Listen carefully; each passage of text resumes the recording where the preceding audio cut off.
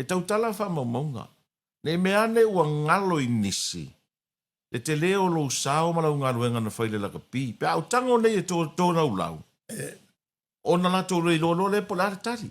Ia, e tautala mani whai te mani, ia ngata fule.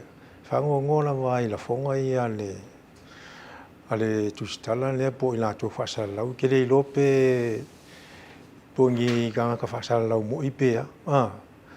Ole o malamalama.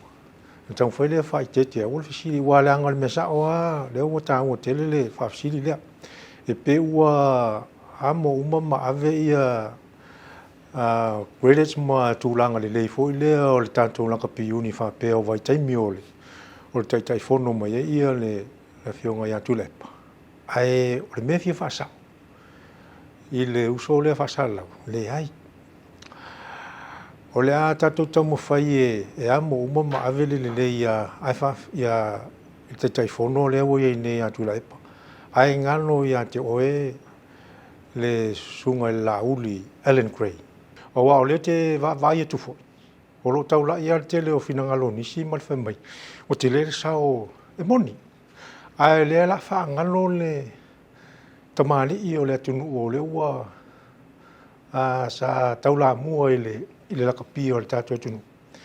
Ia le sunga i lauli ia Alan Gray. Sa ngā pātia ioi i le tau atina ino o le lakapi o le atunu. O le ala na whaiusi tala ngai malama to tele a whapevo o le whafonga mai nā tōng tā alu. O lo malama lei. O le tamane sa whaiaonga fo i au lakapi. Sa whawhanga mai aia le manusa moe le wharitani malone o Aiki Gray.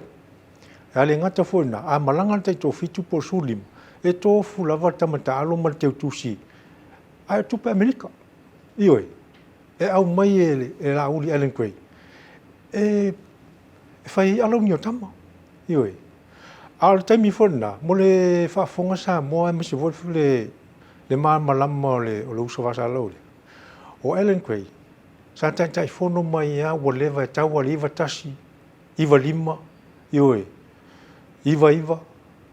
Au te misalo whata tai whono atu ia tula e por se meo le lua afe. Ioi.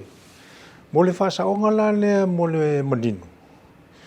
E whafonga la tunu awane i dinia foi lea whatasi mea pepelo ma mea moni. Altara moni na whafonga foi samo. O le te leo le sao nei tamari o le tunu ia Alan Gray. Ai lo se tamari foi whape alu whaalau i loa ia na ngā ruenga. Mari, o mātou la ne mātou te tautara. Langa e au na whaasau. Ioi, o whaamanino, i whaafonga le atunu.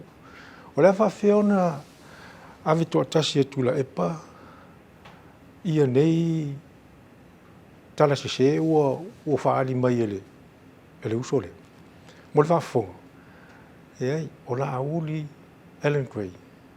O se tamari i ua te lelo na sao. E le ngata sa whaiaonga mai te lo kalapu, whaiaonga mai le awa Samoa. Ta alo foi mo le manu Samoa. A ona ia foi sa tai fono foi. O le tātou yungi lakapi. E peo si whamanino lea o le wana lea fui mono e tusai foi mal whawhisi. I le tūlanga.